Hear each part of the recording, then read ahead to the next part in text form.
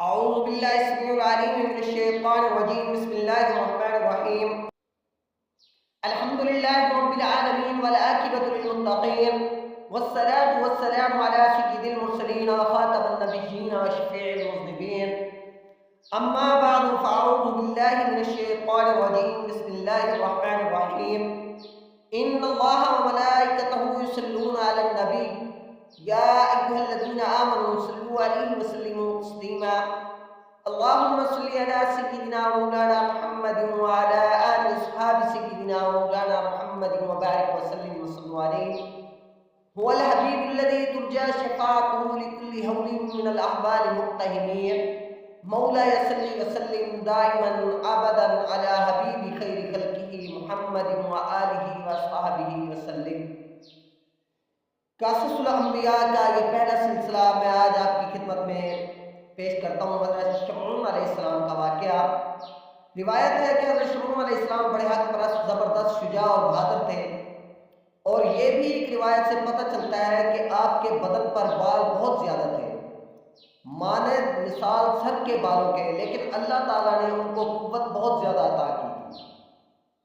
اور ایک شہر کا نام اموزیہ ہے کنارے دریائے روم کے. اس شہر کے بادشاہ کا نام فوتا تھا اور وہ بڑا کافر تھا. اس نے ایک مکان بھی عالیشان دریا کے کنارے تیار کرایا تھا، اور اس مکان کے بڑے بڑے ستون تھے، اور وہ اس میں اپنا جشن منایا کرتا تھا. اور حضرت شمعون علیہ السلام 4 مہینے ہر سال اس بادشاہ سے جا کر لڑتے تھے، اور اس کافر بادشاہ کا 6000 کا لشکر تھا.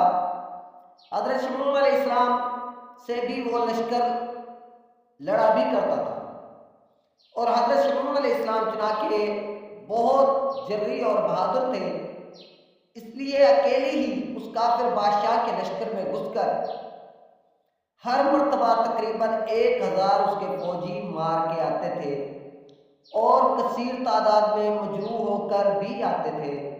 پھر اس کے بعد وہ اپنے گھر میں بیٹھ کر اپنے خدا کی عبادت برابر کرتے رہتے، اور 4 مہینے برابر خلق خدا کی ضیافت بھی کرتے تھے، اور خدا تعالیٰ ان کافروں پر ہمیشہ آپ کو غالب رکھتا تھا، اور اسی وجہ سے تمام کافران آپ سے عاجز رہتے تھے. اور ایک روایت سے یہ بھی معلوم ہوتا ہے کہ حضرت شمعون علیہ السلام کی بیوی بڑی نیک بخت اور پارسا تھی. ایک دن کافروں نے آپس میں صلاح کی کہ حضرت شمعون کی بیوی کو کچھ فریب دیا جائے. تب بادشاہ اموزیہ نے فریب کر کے کسی شخص کو مخفی شمعون کی بیوی کے پاس بھیجا. اس نے کہا، اے بی بی، ہم دیکھتے ہیں کہ حضرت شمعون علیہ السلام آپ کی طرف رغبت نہیں کرتے، اور ان کا خیال کسی غیر کی طرف ہے. تم اگر ایک کام کرو کہ ان کو کسی طرح مار ڈالو، تو ہمارا بادشاہ اموزیہ تم سے نکاح کرے گا، اور پھر تم بہت ہی آرام سے رہو گی، اور تخت و تاج و سلطنت بھی تم کو ملے گی. پھر تو تم بادشاہی کرو گی.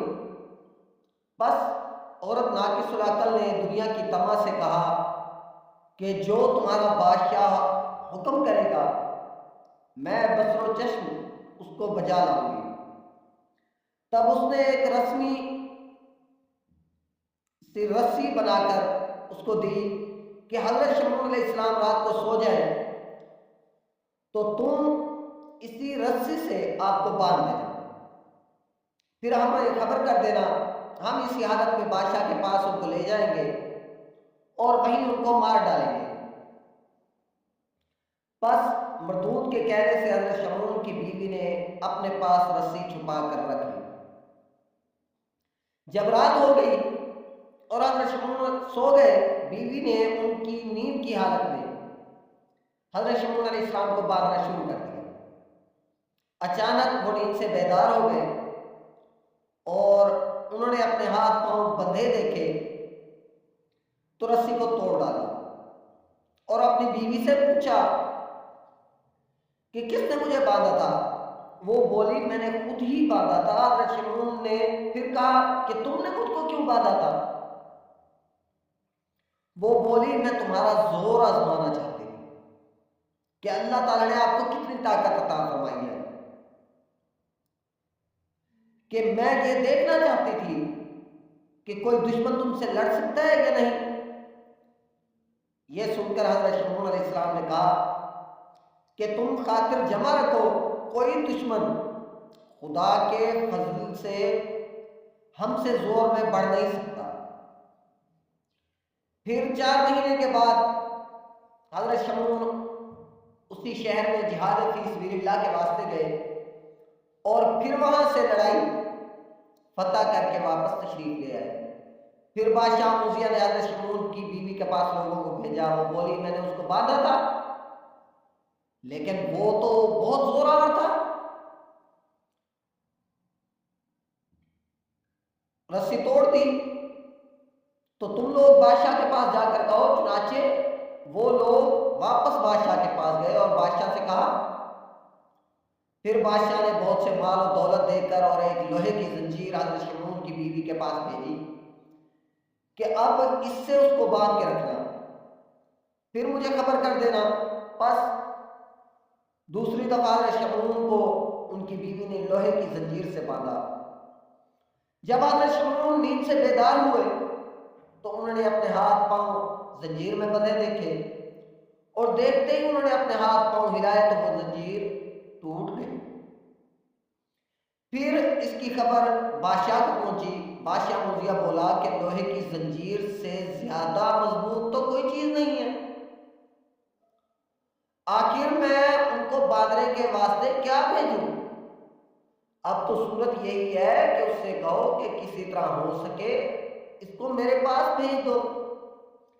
پھر انہوں نے حضرت شمعون کی بیوی سے جا کر کہا، وہ بولی بہت اچھا، کچھ تدبیر کرو گی اور پھر آپ کو کہلا بھیجوں گی، آپ سب خاطر جمع رکھیے۔ ایک دن حضرت شمعون علیہ السلام لڑائی سے واپس گھر میں آئے اور اپنی بیوی سے ہر طرح کی باتیں کرنے لگے۔ ان کی بیوی نے کہا کہ صاحب تم کو اللہ تعالیٰ نے بہت زور دیا ہے، اب تم ہم کو بتاؤ کہ کوئی ایسی چیز بھی ہے کہ اس سے تم کو بند کر کے رکھ سکے اور تم اس کو باوجود زور آزمائی کے توڑ نہ سکو۔ یہ سن کر حضرت شمعون نے کہا کہ تم کو اس سے کیا مطلب ہے اور یہ چیز تم کیوں پوچھتی ہو؟ وہ بولی میں پوچھتی ہوں کہ تم سے کوئی اور زور آور ہے یا نہیں۔ یہ سن کر حضرت شمعون نے کہا کہ مجھ کو ایک چیز سے باندھ سکتی ہو، یعنی میرے سر کے بالوں سے یا بدن کے بالوں سے، اس کو میں نہیں توڑ سکتا۔ یہ سن کر ان کی بیوی نے رات کو نیند کی حالت میں ان کے سر اور بدن کے بال تراش کر رسی بنا کر دستوں پا ان کو مضبوطی سے آپ کے ہاتھ پاؤں باندھے۔ انہوں نے نیند سے اٹھ کر اپنی بیوی سے پوچھا، ارے مجھے کس نے اس طرح باندھا ہے؟ ان کی بیوی بولی کہ میں نے باندھا ہے، اور میں تمہاری قوت آزماتی ہوں کہ کوئی دشمن بھی آپ کو باندھ کر نہیں رکھ سکتا تھا، لیکن خدا کی مرضی کو میں نہیں کہتی ہوں۔ حضرت شمعون نے اپنی بیوی سے کہا کہ آؤ میرے بند کھولو۔ وہ بولی کہ کئی دفعہ میں نے آپ کو باندھا، آپ اپنی قوت بازوؤں سے خود کو کھولا، اس دفعہ مجھے کیوں بلاتے ہو؟ اس کے جواب میں حضرت شمعون نے کہا کہ اگر میں ہلوں گا اور زور لگاؤں گا تو میرے تمام بدن کی ہڈیاں درہم برہم ہو جائیں گی۔ پس ان کی بیوی نے جب دریافت کیا کہ بال کے بند توڑنے کی آپ میں طاقت نہیں رہی، پھر بادشاہ موذیہ کو خبر دی۔ یہ سنتے ہی اس ملعون نے 1000 مرد جنگی شتر سوار بھیجے۔ انہوں نے آ کر حضرت شمعون علیہ السلام کے پاس ہاتھ پیر ناک کان کاٹ کر اور ان کی آنکھیں اور زبان نکال کر اونٹ پر لاد کر ان کافروں نے آپ کو بادشاہ کے پاس حاضر کیا، اور سب کافر کہنے لگے کہ اب ہم سب شمعون سے محفوظ رہیں گے۔ جب ان کو بے دست و پا اور ان کی زبان کٹی ہوئی اور آنکھیں نکلی ہوئی تو صرف ان کا دھڑ باقی تھا۔ بادشاہ موذیہ کے سامنے لے جا کر رکھا تو کوئی شخص ان کافروں میں سے کہنے لگا کہ میرے باپ کو اس نے مار ڈالا ہے، اور کسی نے کہا میرے بھائی کو اس نے مارا ہے، اور پھر ہر شخص دعویٰ کرنے لگا، اور جب دیکھا کہ اس دھڑ میں کوئی معمولی سی رمق بھی باقی ہے تو سب کے سب کہنے لگے کہ اس کو کسی شدید عذاب میں ڈال کر بالکل مار ڈالو۔ سب کافروں نے مشورہ کیا کہ اس کو دریائے کنارے لے جا کر بالا خانے سے ان کو دریا میں گرا دو۔ چنانچہ انہوں نے ایسا ہی کیا کہ حضرت شمعون علیہ السلام کے دھڑ کو دریا میں گرا دیا۔ تو اسی وقت حضرت جبرائیل علیہ السلام اللہ تعالیٰ کے حکم سے آئے اور حضرت شمعون کے دھڑ کو جو ابھی ہوا پر ہی تھا اٹھا لیا، اور کچھ اعضاء ان کے دھڑ سے علیحدہ کر دیے گئے تھے۔ وہ سب اعضاء اللہ تعالیٰ کی قدرت کاملہ سے اپنی اپنی جگہ پر آ کر نصب ہو گئے۔ پھر جب وہ کٹے ہوئے اعضاء حضرت شمعون کے ٹھیک ہو گئے تو پھر حضرت جبرائیل علیہ السلام نے حضرت شمعون علیہ السلام سے کہا کہ اے شمعون، اللہ تعالیٰ نے تم کو بہت قوت اور طاقت دی ہے، اللہ کا نام لے کر کھڑے ہو گئے، اور پھر اس ملعون کے مکان کا ستون پکڑ کر تمام حصار راہ مکان کی بنیادوں کو کھود کر اس کو دریا میں ڈال دو۔ یہ سنتے ہی حضرت شمعون علیہ السلام نے اللہ تعالیٰ کو یاد کر کے حصار اور مکان کی بنیادوں کو اور تمام مکان شہر کے کھود کر تمام کفار کے اٹھا کر اس دریا میں ڈال دیا، اور اس طرح کہ کوئی متنفس یعنی کوئی نفس اور شہر کا نام و نشان تک نہ رہا، یعنی وہ شہر کا شہر ہی آپ نے اٹھا کر اس دریا میں غرق کر دیا اللہ تعالیٰ کے حکم سے۔ اور پھر اللہ کا شکر کرنے لگے اور اپنے گھر جا کر اپنی بیوی کو مار ڈالنے کا قصد کیا، یعنی دل میں سوچا۔ اللہ کے حکم سے حضرت جبرائیل علیہ السلام حاضر ہوئے اور عرض کی کہ اللہ تم کو فرماتا ہے کہ اپنی بیوی کو مت مارو اور کوئی اذیت بھی مت دو، کیونکہ اس نے نادانی سے بادشاہ مزیہ کی صلاح سے تم کو باندھ کر اس کے حوالے کیا تھا۔ چنانچہ عورت ناقص العقل ہوتی ہے، تم اس کی یہ تقصیر معاف کر دو اور اس کے ساتھ نیک سلوک کرو، اللہ مالک ہے۔ یہاں تک تو یہ واقعہ قصص الانبیاء میں حضرت شمعون کا بیان کیا گیا ہے، اور بعض تاریخ کی کتابوں میں اور بعض تفسیروں میں جیسے تفسیر مرادیہ اور جامع التواریخ میں شمعون کو نبی کر کے نہیں لکھا ہے،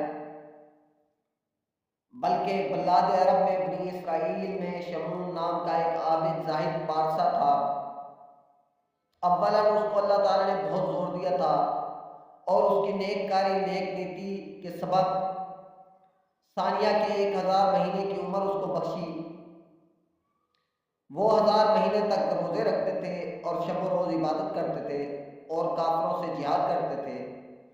وہ ہر وقت نیک کام کرتے جو کہ ثواب کا باعث ہوتا ہے۔ ایک دن ان کی بیوی نے کافروں کو صلاح سے کافروں کے ہاتھوں سے ان کو مروا ڈالا، جس کا ذکر تفسیر مرادیہ میں لکھا ہے۔ میں اس واقعے پر یہیں پر اکتفا کرتا ہوں۔ وما علینا الا البلاغ المبین۔